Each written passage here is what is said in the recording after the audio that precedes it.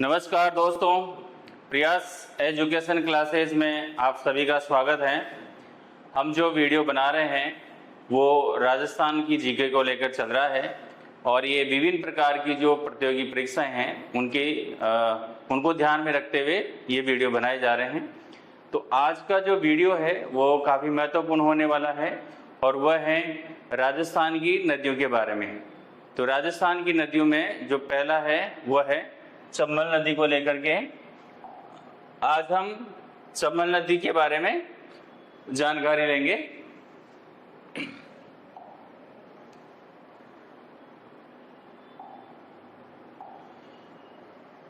चंबल नदी ये राजस्थान की सबसे महत्वपूर्ण नदी है और बारहमासी नदी है, यानी इसका जो पानी है वो हमेशा बहता रहता है। ये मौसमी नदी नहीं है और ये जो नदी है ये मध्य प्रदेश का जो इंदौर जिला है वहाँ की जानापाव की जो पहाड़ियाँ हैं वहाँ से निकलती हैं और ये राजस्थान एमपी में होते हुए यूपी में जाती हैं और ये यूपी में यानी उत्तर प्रदेश में इटावा जिले में चरकपुर जगह पर जाकर के यमुना नदी में मिल जाती हैं। तो जो ये चंबल नदी है वो यमुना नदी की सहायक नदी है। इसकी जो लंबाई है मध्य प्रदेश से जहाँ से इसका उद्गम होता है जानापाव की पहाड़ियों से लेकर के और इटावा जिले के चरकपुर वहाँ तक इसकी जो लंबाई है वह है 966 किलोमीटर और इसका जो जलग्रहण क्षेत्र है वो 1,43,219 वर्ग किलोमीटर है। इस नदी में एक नदी इसकी सहायक नदी बनती है जो चित्तौड़गढ़ में गुजाली नदी जाकर के इसकी एक सहायक नदी बनती है। ऐसे ही एक नदी इधर झालावाड़ से काली सिंध आती है और झालावाड़ से एक दूसरी नदी आती आओ। ये दोनों मिलकर के कोटा में जाकर के चंबल नदी में बन जाती हैं। तो ये भी इसकी सहायक नदियां हैं। इधर चित्तौड़गढ़ से एक बामनी नदी आती है और ये बीच में चंबल नदी में मिल जाती हैं। एक नदी है मेज नदी जो भीलवाड़ा जिले से आती है और बूंदी में होते हुए इसमें एक और नदी आकर के मिल जाती है मांगली नदी। ये बन करके फिर ये बूंदी जिले में चंबल नदी के अंदर मिल जाती हैं। तो ये भी इनकी सहायक नदियां हैं। इसी तरह से एक परवन नदी और पार्वती नदी ये दोनों भी इसकी सहायक नदियां हैं। एक कोटा जिले में और दूसरी भी बारां में बहती हुई जो पार्वती नदी है बारां जिले में बहती हुई ये भी कोटा में चंबल नदी में मिल जाती हैं। ये जो नदी है इसमें सवाईमाधोपुर जिले में कुन्नू नदी आकर के मिलती है। अब हम देखते हैं कि ये जो चंबल नदी है वो राजस्थान के कौन कौन से जिलों में होकर के बहती हैं। तो ये मध्य प्रदेश से आती है और चित्तौड़गढ़ से होते हुए कोटा से बूंदी से ये सवाईमाधोपुर, करौली और धौलपुर होते हुए यूपी की सीमा में चली जाती हैं। इस नदी पर दो बहुत बड़े बड़े जलप्रपात बने हुए हैं। एक है चूलिया जलप्रपात और दूसरा है भीमताल जलप्रपात। इस नदी पर 4 प्रमुख बांध बनाए गए हैं। एक एमपी में है और 3 राजस्थान में हैं। गांधी सागर जो बांध बना हुआ है वो एमपी में है। राणा प्रताप सागर, जवाहर सागर और कोटा बिराज ये तीनों जो बांध हैं ये राजस्थान में हैं। मध्य प्रदेश में इसकी जो सीमा है वो 325 किलोमीटर है, यानी ये इंदौर, धार, उज्जैन, रतलाम, मंदसौर, नीमच, श्योपुर, मुरैना और भिंड जिलों में प्रवाहित होती हैं। राजस्थान में ये 137 किलोमीटर की दूरी पर प्रवाहित होती है जो कि चित्तौड़गढ़, कोटा, बूंदी, सवाईमाधोपुर, करौली, धौलपुर में बहती हैं। और इसी तरह से उत्तर प्रदेश में 115 किलोमीटर जो आगरा जिला और इटावा जिला इसमें बहती हुई यमुना में प्रवाहित होती है। चंबल नदी भी कुछ सीमाएं बनाती है। ये मध्य प्रदेश और राजस्थान का बॉर्डर बनाती है, जो 241 किलोमीटर का होता है। इसी तरह से मध्य प्रदेश और उत्तर प्रदेश की ये सीमा बनाती है, जो 150 किलोमीटर की होती है। और ये जो इनका संगम होता है यमुना नदी में, वो इटावा में चरकपुर जगह पर होता है। अब हम इसके बारे में, इसके जो क्वेश्चन आंसर हैं उसके बारे में हम चर्चा करेंगे कि इससे संबंधित किस तरह के क्वेश्चंस बनते हैं और एग्जाम्स में आते हैं। तो आगे हम क्वेश्चंस पर चर्चा करेंगे।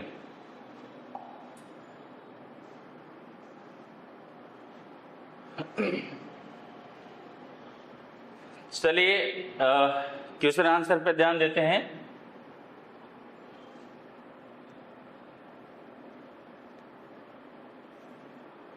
चंबल नदी किसकी सहायक नदी है? गंगा की, यमुना की, नर्मदा की। जैसा कि अभी हमने पढ़ा है कि ये यमुना नदी की सहायक नदी है।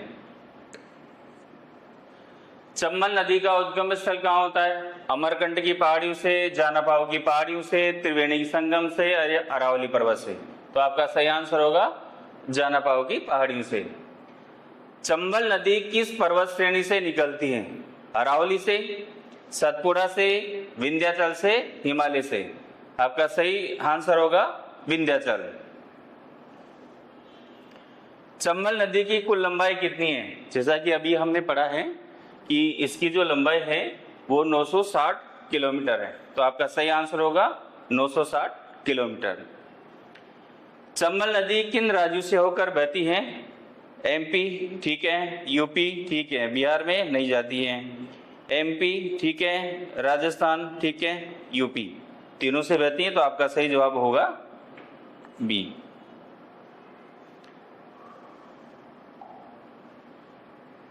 चंबल नदी का प्राचीन नाम क्या है? चंबल नदी का शिप्रा, चर्मवती, मंदाकिनी, सरस्वती। क्या नाम है इसका? चर्मवती।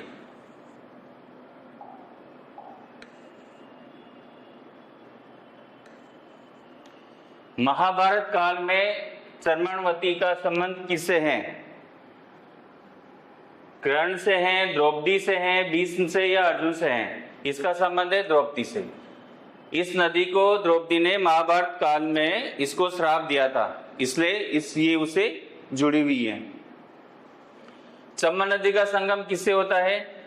गंगा में, सोन में, यमुना में या शिप्रा में? तो आपका सही आंसर होगा यमुना। चंबल नदी का संगम कहाँ होता है? प्रयागराज, इटावा, मुरैना, आगरा। जैसा कि हमने अभी देखा है कि उत्तर प्रदेश के इटावा में इसका संगम होता है। चंबल नदी की प्रमुख सहायक नदियां कौन सी हैं? बनास भी है, पार्वती भी है, शिप्रा भी है और काली सिंध भी है। ये नहीं है तो ये आपका आंसर होगा ये वाला। नेक्स्ट क्वेश्चन है अपना, चंबल नदी किस दिशा में बहती है? तो ये दक्षिण से उत्तर पूर्व की ओर बहती है। तो हमारा आंसर होगा उत्तर पूर्व। चंबल नदी पर कौन सा अभ्यारण्य स्थित है? कान्हा है, माधवगढ़ है, राष्ट्रीय चंबल अभ्यारण्य या सरिस्का है? तो हमारा सही आंसर होगा राष्ट्रीय चंबल अभ्यारण्य। राष्ट्रीय चंबल अभ्यारण्य किसके लिए प्रसिद्ध है? हाथी के लिए, बाघ के लिए, घड़ियाल और डॉल्फिन के लिए या शेर के लिए? तो इसमें चंबल नदी में घड़ियाल पाए जाते हैं, तो ये घड़ियाल डॉल्फिन के लिए फेमस है। चंबल नदी किन दो राज्यों को सीमा बनाती है? एमपी महाराष्ट्र नहीं बनाती है, राजस्थान एमपी बनाती है, यूपी बिहार नहीं बनाती है, राजस्थान गुजरात नहीं बनाती है। तो सही आंसर हो गया राजस्थान एमपी। चंबल घाटी किस कारण प्रसिद्ध है? झील के कारण, ढाकोर भीड़ के कारण, मंदिर के कारण, ऊंट के अंदर। जैसा कि आप जानते हैं कि चंबल नदी ढाकोर भीड़ के कारण फेमस है और इससे संबंधित कई सारी मूवीज आप लोगों ने देखी भी होगी। नेक्स्ट क्वेश्चन है, गांधी सागर बांध किस नदी पर है? बनास, चंबल, बेतवा, नर्मदा। अभी हमने देखा था कि चंबल नदी पर 4 बांध बनाए गए, उनमें से एक गांधी सागर है, तो हमारा उत्तर होगा चंबल नदी। राणा प्रताप सागर बांध किस राज्य में है? राणा प्रताप सागर मध्य प्रदेश, राजस्थान, उत्तर प्रदेश और बिहार। तो जैसा कि आपको पता है चंबल नदी पर 4 बांध बनाए गए, एक एमपी में है जो गांधी सागर है और 3 राजस्थान में है, उनमें से एक राणा प्रताप सागर है चित्तौड़गढ़ में। तो हमारा जो सही आंसर होगा वो है राजस्थान। जवाहर सागर बांध किस नदी पर है? ये भी चंबल नदी पर है।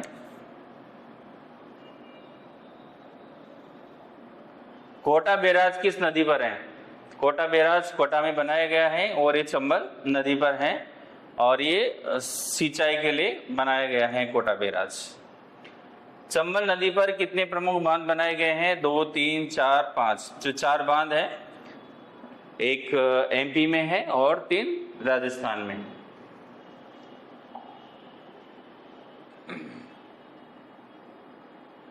गांधी सागर बांध कब बना था? ये आप सेशन पूछ रहा है, तो ये इसका सही आंसर होगा 1960 के अंदर ये बना था। राणा प्रताप सागर कब बना है? ये बना है 1972 में, आपका सही आंसर ये है। और जवाहर सागर जो बांध बना है वो इस 1970 में बना है। तो 60, 70 और 72। कोटा बैराज कब बना है? कोटा बैराज ये बना है आपका 1974 में। तो एक बांध बना इसमें 60 में, दूसरा बना एक 70 में और तीसरा 72 और चौथा। ये चारों बांध इस चंबल नदी पर इस सन में बनाए गए थे। चंबल परियोजना किन राज्यों की है? राजस्थान, एमपी, यूपी, ठीक है। एमपी, गुजरात, महाराष्ट्र नहीं है। यूपी, बिहार, एमपी नहीं है। एमपी, राजस्थान, गुजरात, यहां से नदी नहीं निकलती, तो आपका पहला आंसर सही है।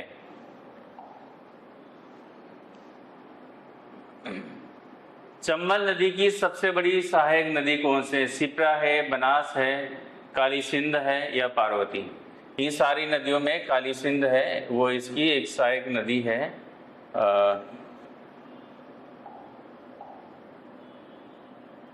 बनास नदी इनमें सबसे बड़ी बनास है।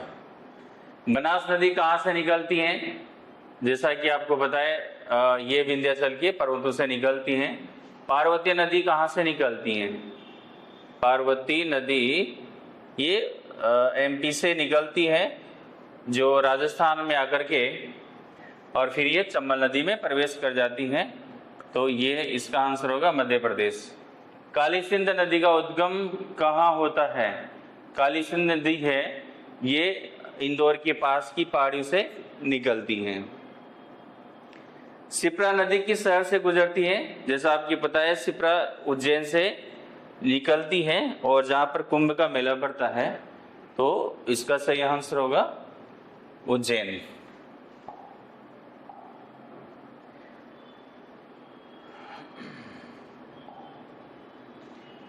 राष्ट्रीय चंबल अभ्यारण्य कब स्थापित हुआ? 1975, 1977 और 1979 और 1982। तो इसका सही आंसर है 1977। राष्ट्रीय चंबल अभ्यारण्य किन राज्यों में फैला हुआ है? एमपी, राजस्थान, यूपी, क्योंकि इन तीनों से ही ये चंबल नदी निकलती है, तो इनमें फैला हुआ है। ठीक है, गुजरात में नहीं है, महाराष्ट्र में नहीं है और इधर गुजरात में नहीं है, इसलिए इसका आंसर ये होगा। चंबल नदी किस नदी प्रणाली का भाग है? नर्मदा का, गंगा का, गोदावरी और सिंधु। क्योंकि ये सारी जो नदियां हैं चंबल, बनास और ये सब मिलकर के गंगा नदी में मिल जाती हैं, तो ये गंगा नदी का भाग है। चंबल नदी की घाटी का अंग्रेजी नाम क्या है? इसको हिल्स के नाम से, रेविन्स के नाम से, प्लेटू के नाम से, वैली के नाम से, तो ये रेविन्स के नाम से जाना जाता है। चंबल नदी का जल अपेक्षाकृत शुद्ध क्यों होता है? पहाड़ी नदी होने से, उद्योग कम होने से, गहरी घाटी होने से, धार्मिक महत्व। तो इसका आंसर ये है कि वैसे तो पहाड़ी नदी, पहाड़ी सभी जगह नदियां पहाड़ों से निकलती हैं, घाटियाँ भी होती हैं, लेकिन इसके किनारे उद्योग धंधे कम हैं, इसलिए इसका पानी शुद्ध होता है। नेक्स्ट, गांधी सागर बांध की ऊंचाई कितनी है? 45 मीटर, 54 मीटर, 64 मीटर, 72 मीटर। आपका जो सही आंसर है वह है 64 मीटर।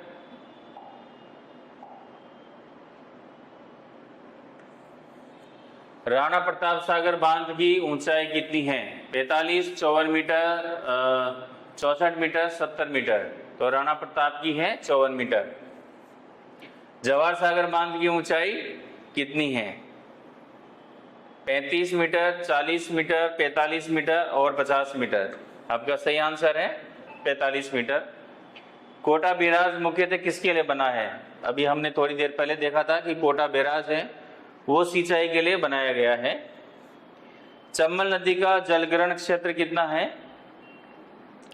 हमने पहले अभी स्टार्टिंग में पढ़ा था इसके बारे में कि इसका जो जलग्रहण क्षेत्र है वो 1,43,000 वर्ग किलोमीटर इसका जलग्रहण क्षेत्र है। चंबल परियोजना से कौन सा राज्य लाभान्वित नहीं है? मध्य प्रदेश यहाँ से भी निकलती है और इसका लाभ मध्य प्रदेश को भी मिलता है। और